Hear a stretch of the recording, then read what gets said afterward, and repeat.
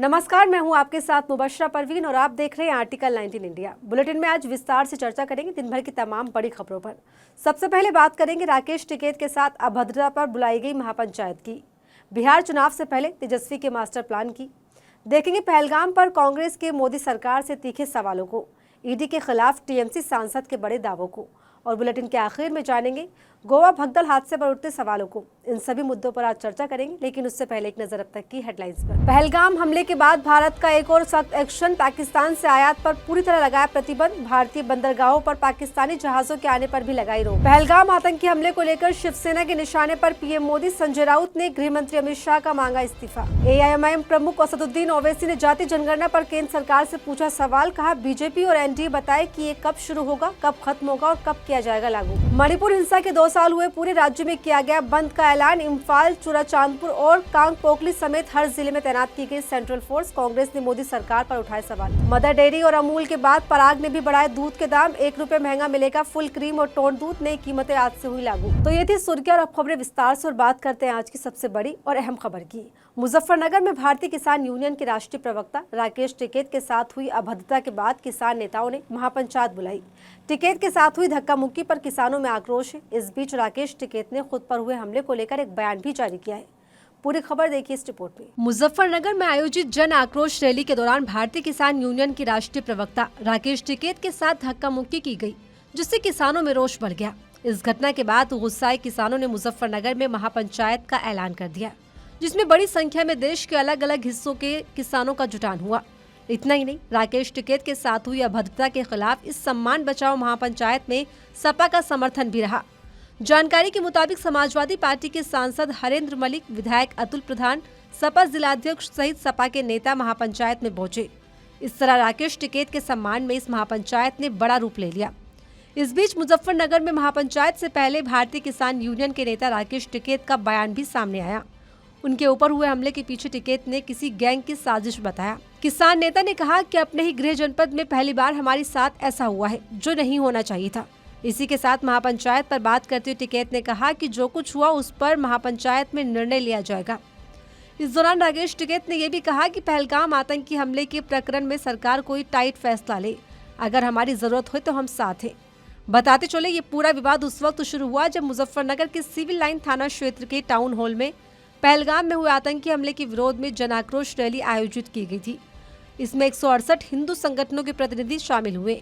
राकेश टिकैत शाम करीब 5 बजे रैली स्थल पर पहुंचे और जैसे ही वो पहुंचे बवाल शुरू हो गया। उन्हें देखते ही भीड़ आक्रामक हो गई और नारे लगाए जाने लगे, और इस बीच किसान नेता के साथ धक्का मुक्की में पगड़ी सर से नीचे गिर गई, जो कि इस महापंचायत में सम्मान के साथ राकेश टिकैत को पहनाई गई और आगे की रणनीति भी तैयार की गई। बिहार विधानसभा चुनाव को लेकर राजनीतिक सरगर्मियां तेज हो गई है और सभी प्रमुख दल अपनी तैयारियों में जुट गए हैं। लेकिन इस बीच आरजेडी नेता और पूर्व उप मुख्यमंत्री तेजस्वी यादव के पीएम मोदी को लिखे एक पत्र ने बिहार से लेकर दिल्ली तक पारा हाई कर दिया है। तो क्या है पूरा मामला जिसने चुनाव से पहले बढ़ा दी है बीजेपी की टेंशन? आइए जानते हैं इस रिपोर्ट में। मोदी सरकार की तरफ से जाति जनगणना का फैसला लिया तो गया, लेकिन इस फैसले की टाइमिंग ने राजनीतिक गलियारों में कई सियासी समीकरणों को बदल दिया। जाति जनगणना के ऐलान के बाद से लगातार सभी दलों के नेता इसका श्रेय लेने की होड़ में लगे हुए हैं। कांग्रेस के बाद अब बिहार विधानसभा में नेता प्रतिपक्ष तेजस्वी यादव ने प्रधानमंत्री मोदी को इस संबंध में खुला पत्र लिखा है, जिसमें बिहार चुनाव के मद्देनजर बड़ा दांव चलते हुए 5 मांगे पीएम मोदी के सामने रख दी है। सोशल मीडिया एक्स पर लिखते हुए तेजस्वी यादव ने कहा, जाति जनगणना कराने का फैसला हमारे देश की समानता की यात्रा में एक परिवर्तनकारी क्षण हो सकता है। इस जनगणना के लिए संघर्ष करने वाले लाखों लोग सिर्फ आंकड़ों की नहीं बल्कि सम्मान की, सिर्फ गणना की ही नहीं बल्कि सशक्तिकरण की प्रतीक्षा कर रहे हैं। इसके साथ ही तेजस्वी यादव ने प्राइवेट सेक्टर में रिजर्वेशन, कॉन्ट्रैक्ट्स में रिजर्वेशन, न्यायपालिका तक में आरक्षण की मांग कर दी है। यानी पीएम मोदी के जाति जनगणना वाले दांव पर दांव चलते हुए तेजस्वी यादव ने रिजर्वेशन पर लगे कैप पर फिर से विचार करने की बात मोदी सरकार के सामने रख दी है। इस तरह तेजस्वी यादव की मांगों पर सियासी गलियारों में हलचल होना शुरू हो गई है, क्योंकि ये मांगे बिहार चुनाव में प्रमुख मुद्दा बन सकती हैं, जो एनडीए का खेल बिगाड़ सकती है। जानकारों का कहना है कि तेजस्वी यादव के इस कदम को व्यापक रूप से केंद्र की जाति जनगणना की घोषणा की प्रत्यक्ष प्रतिक्रिया के रूप में देखा जा रहा है, जिससे बिहार विधानसभा चुनाव से पहले सामाजिक न्याय के विमर्श को नया रूप मिलने की उम्मीद है। इसी के साथ बिहार विधानसभा चुनाव के नजदीक आने के साथ ही आरक्षण और जातिगत समानता पर तेजस्वी यादव का आक्रामक रुख एनडीए को अपनी रणनीति पर पुनर्विचार करने के लिए मजबूर कर सकता है। तो अब देखना होगा कि प्रधानमंत्री मोदी इस पर क्या जवाब देते हैं। तेजस्वी यादव ही नहीं बल्कि कांग्रेस ने भी मोदी सरकार के जाति जनगणना पर जबरदस्त घेराबंदी कर ली है। इसी कड़ी में कांग्रेस कार्य समिति की बैठक में मल्लिकार्जुन खड़गे ने पहलगाम हमले पर मोदी सरकार की नीति पर सवाल खड़े कर दिए। इतना ही नहीं, कांग्रेस ने पहलगाम पर सरकार से जवाबदेही और त्वरित कार्रवाई की भी मांग कर दी है।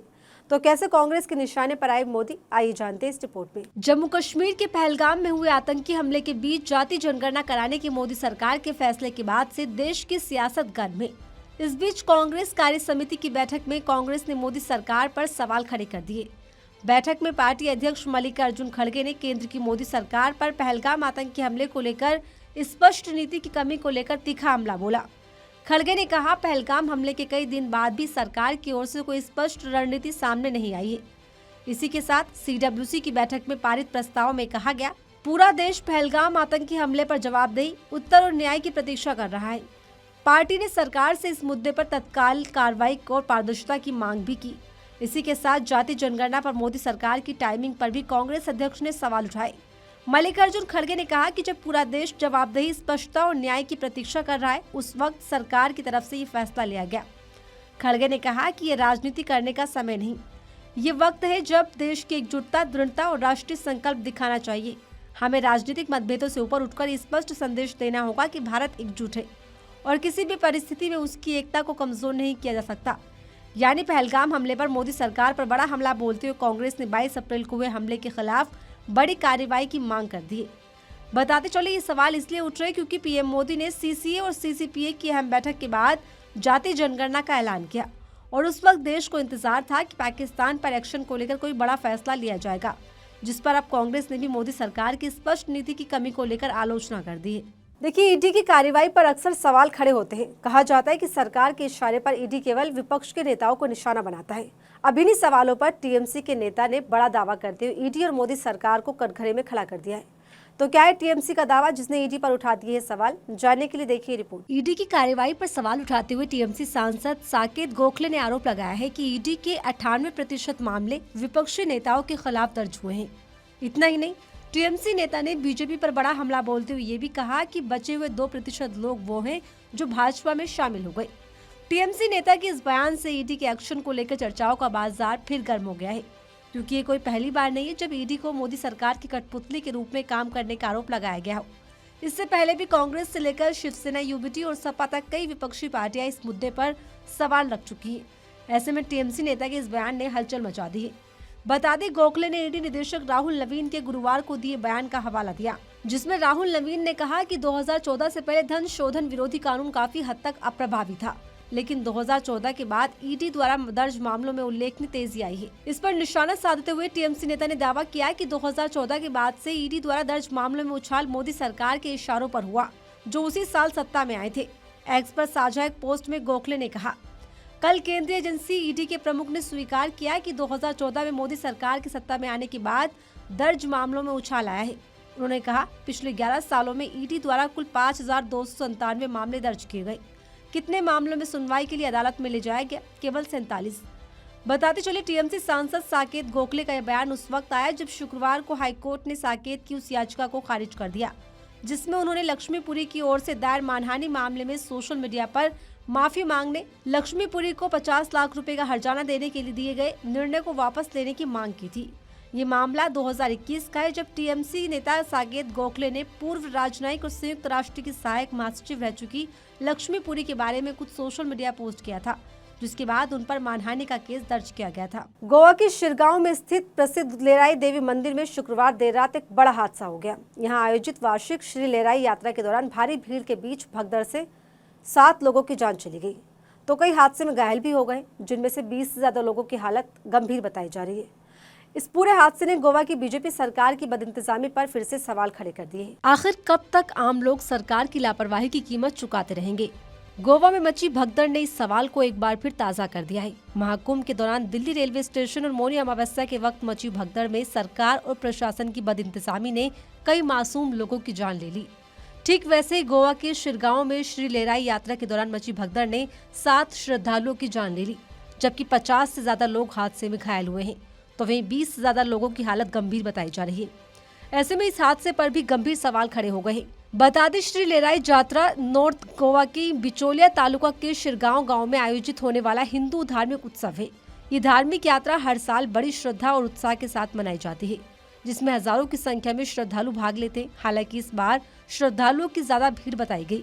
गोवा पुलिस के मुताबिक महाराष्ट्र, कर्नाटक सहित कई राज्यों के 30 से 40 हजार लोग यात्रा में शामिल होने पहुंचे थे। इसके अलावा अलग अलग और राज्यों से संख्या श्रद्धालुओं का यहाँ पर जमावड़ा लगा था। मिली जानकारी के मुताबिक शुक्रवार 2 मई की शाम को बड़ी संख्या में श्रद्धालु यात्रा में शामिल होने मंदिर की ओर जा रहे थे। इस दौरान एक दुकान के सामने बिजली के तार से करंट लगने के बाद कुछ लोग गिर गए। तभी अफरा तफरी हुई और भगदड़ मच गई। कहा जा रहा है कि क्राउड मैनेजमेंट के पर्याप्त इंतजाम नहीं होने की वजह से ये बड़ा हादसा हुआ। प्रधानमंत्री मोदी ने इस घटना पर शोक व्यक्त किया। उन्होंने सोशल मीडिया पर मृतकों के परिवार के प्रति संवेदना प्रकट की और घायलों के जल्द स्वस्थ होने की कामना की। कांग्रेस सांसद और नेता विपक्ष राहुल गांधी समेत कई नेताओं ने भी हादसे पर शोक जताया और राज्य सरकार से घायलों को बेहतर इलाज मुहैया कराने की अपील की। इसी के साथ मुख्यमंत्री प्रमोद सावंत ने घटना की जांच के आदेश भी दे दिए हैं। प्रशासन द्वारा राहत और बचाव का काम भी किया जा रहा है। साथ ही इतने बड़े हादसे पर सरकार से सवालों की झड़ी भी लग गई है। तो फिलहाल इस बुलेटिन में मेरे साथ इतना ही। ऐसी तमाम खबरों के लिए बने रहिए मेरे साथ और देखते रहिए आर्टिकल 19 इंडिया।